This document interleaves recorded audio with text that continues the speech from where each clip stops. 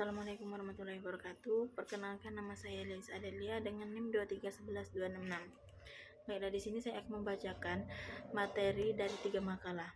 Yang pertama yaitu tahalli dan tajalli.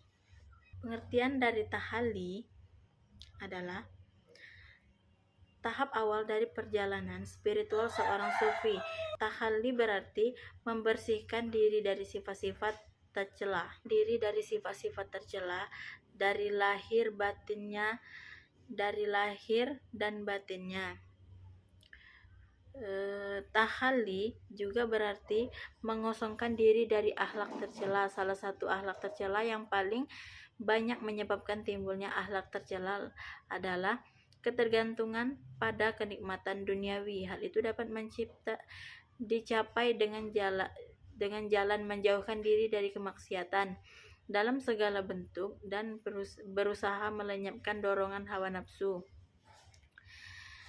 Membersihkan diri dari sifat-sifat tercela oleh kaum sufi dipandang penting karena sifat-sifat ini merupakan najis maknawiyah. Adanya najis ini pada diri seorang menyebabkan tidak ada dekat kepada Tuhan.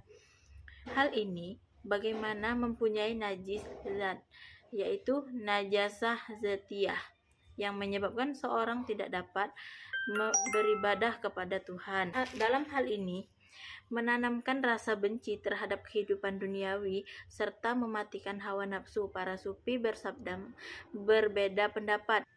Sekelompok sufi yang modern terhadap bahwa kebencian terhadap kehidupan duniawi yaitu sekedar tidak melupakan tujuan hidupnya namun tidak meninggalkan duniawi sama sekali. Pengertian tahalli berarti proses menghiasi alat memperindah sesuatu. Dalam tasawuf, istilah tahalli bermakna menghiasi atau memperindah jiwa dan hati dengan kesucian. Hanya dari jiwa dan hati yang sucilah akan memancar akhlak yang mulia, baik dalam hubungan dengan Allah maupun dalam hubungan dengan sesama manusia dan alam semesta. Tahalli ialah merupakan menghiasi diri dari akhlak terpuji. Tahapan tahalli dilakukan kaum sufi setelah mengosongkan jiwa dari akhlak-akhlak tercela. Berikutnya pengertian tajalli. Secara bahasa, tajalli berarti proses penampakan. Adapun yang dimaksud tajalli dalam tasawuf adalah memancarkan sifat-sifat Allah pada diri seorang hamba yang diperoleh setelah ia merasakan cinta yang mendalam kepada Allah dan mengenalnya dengan pandangan hati, bukan dengan akal dan pandangan lahir. Muhabbah dan ma'rifah merupakan dua hal yang bisa diperoleh setelah hati benar-benar dibersihkan dari segala dosa, baik dosa besar maupun dosa kecil, serta menghiasinya dengan akhlak terpuji secara istiqomah.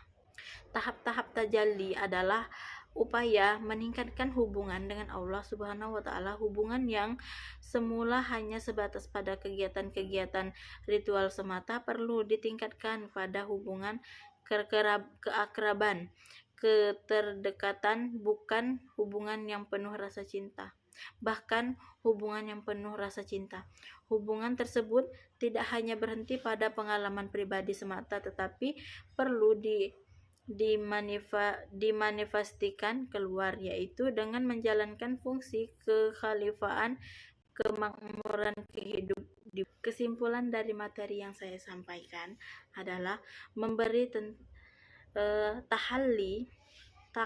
tahalli adalah tahap pembersihan diri dari sifat-sifat negatif dan kebiasaan buruk. Tahalli juga berarti mengosongkan diri dari akhlak tercela. Proses ini penting untuk menciptakan ruang bagi nilai-nilai positif yang ingin ditanamkan. Kalau tahalli berarti upaya menghiasi diri dengan jalan membiasakan diri dengan perbuatan baik. Tahalli melibatkan penghiasan diri dengan sifat-sifat baik dan karakter yang mulia. Pada tahap ini, individu berusaha untuk menginternalisasikan kualitas-kualitas seperti sabar, kasih sayang, dan kejujuran. Kalau tajalli adalah sebuah istilah dalam tasawuf yang memiliki arti mendalam. Tajalli adalah proses penyikapan atau pencerahan spiritual yang dialami oleh seorang sufi. Dalam konteks ini, arti tajalli menunjuk pada momen ketika takbir yang memisahkan manusia dengan Tuhan yang tersingkap, memungkinkan seseorang untuk menyaksikan tanda-tanda keagungan dan kekuasaan Allah secara lebih jelas. Tajalli adalah manifesting dari cahaya ilahi dalam diri individual, seperti melalui proses tahalli dan tahalli. Pada tahap ini, seorang dapat merasakan kehadiran dan petunjuk Tuhan dalam hidupnya, serta berkontribusi positif terhadap lingkungan selanjutnya. Baiklah, makalah kedua yaitu membahas tentang mahabbah, al-hulul, wahdatul wujud, al-khauf, dan al-raja. Pengertian mahabbah. Kata mahabbah berasal dari kata ahabba, yuhib, mahabbatan, yang secara harfiah berarti mencintai secara mendalam atau kecintaannya yang mendalam.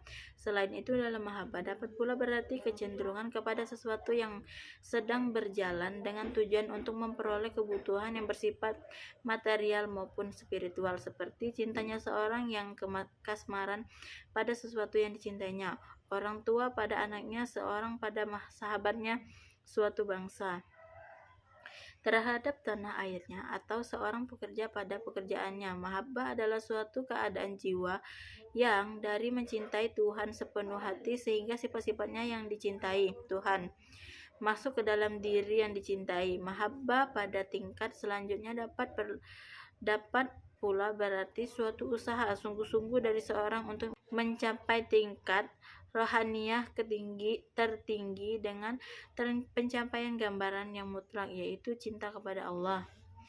Selanjutnya, wahdatul wujud. Wahdatul wujud adalah ungkapan yang terdiri dari dua kata, yaitu wahdat artinya sendiri, tunggal atau kesatuan, sedangkan wujud artinya ada. Dengan demikian, wahdatul wujud memiliki arti kesatuan wujud.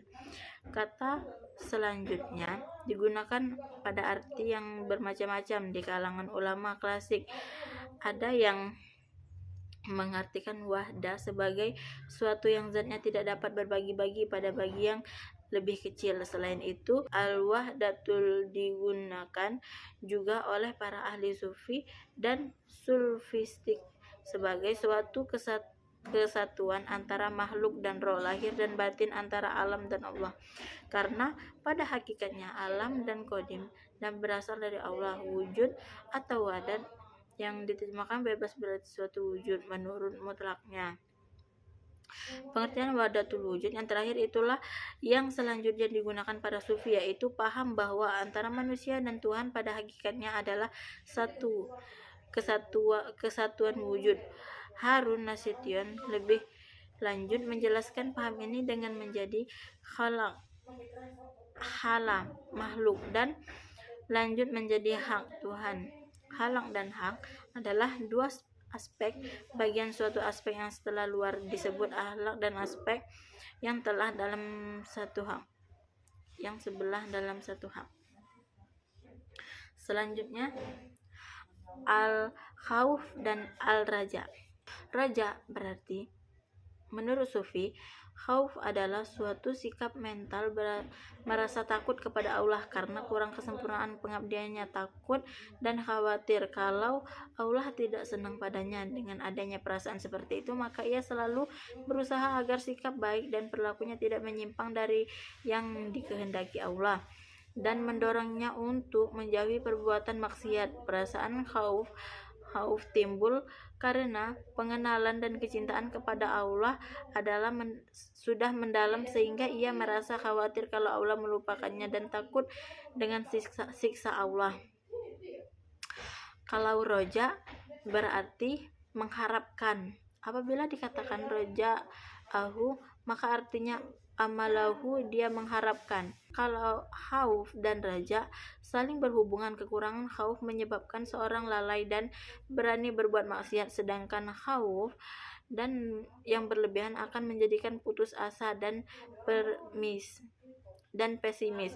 Begitu juga sebaliknya, apabila sikap raja terlalu besar, hal itu akan membuat seorang menjadi sombong dan meremehkan amalan-amalan karena optimisnya yang berlebihan.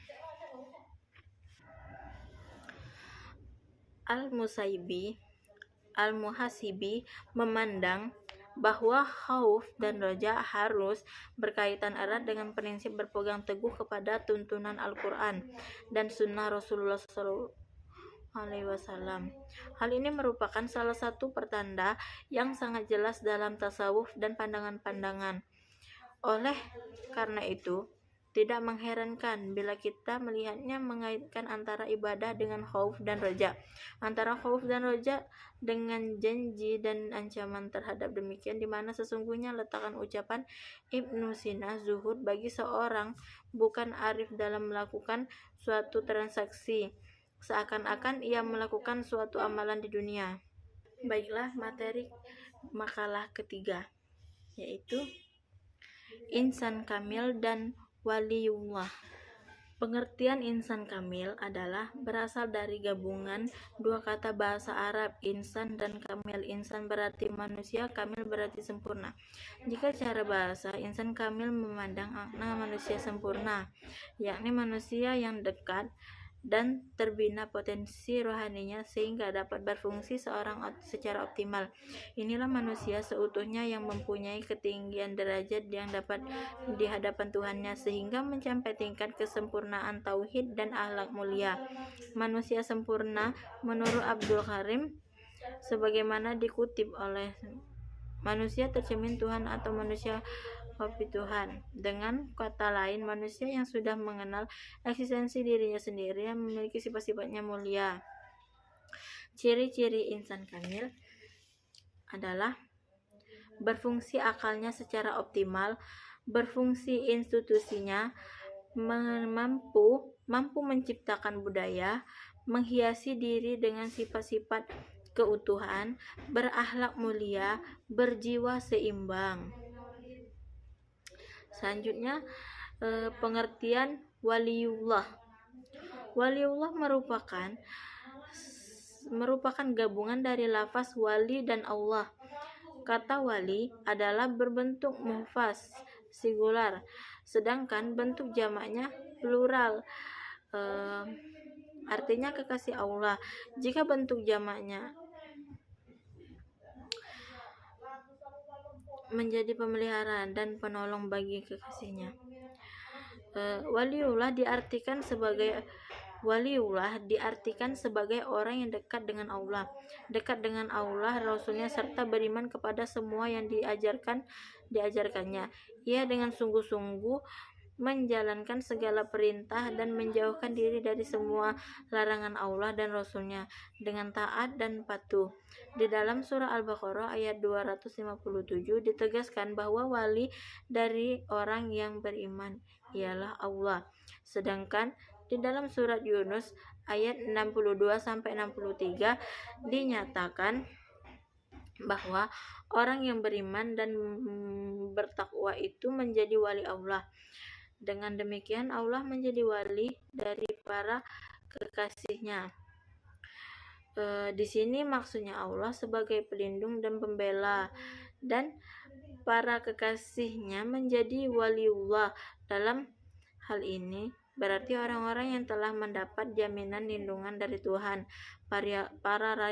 Para waliullah merupakan hamba-hamba Allah yang dicintainya. Hal ini karena mereka adalah orang-orang yang suka bertaubat, baik, berlaku adil, bersabar, bertawakal, serta bertaubat dan mencintai kesucian. Oleh karenanya, waliullah adalah kekasih Allah yang menolong agamanya. Untuk itu Allah melindungi para kekasihnya. Mengenai siapa sebenarnya waliullah itu dan Al-Quran disebutkan, ketahuilah sesungguhnya wali-wali Allah tidak ada ketakutan atas mereka dan tidak pula mereka berduka cita, yaitu orang yang beriman dan bertakwa. Untuk mereka kabar gembira waktu hidup di dunia dan akhirat. Tidak ada perubahan kalimat-kalimat Allah. Demikian itulah kemenangannya yang besar.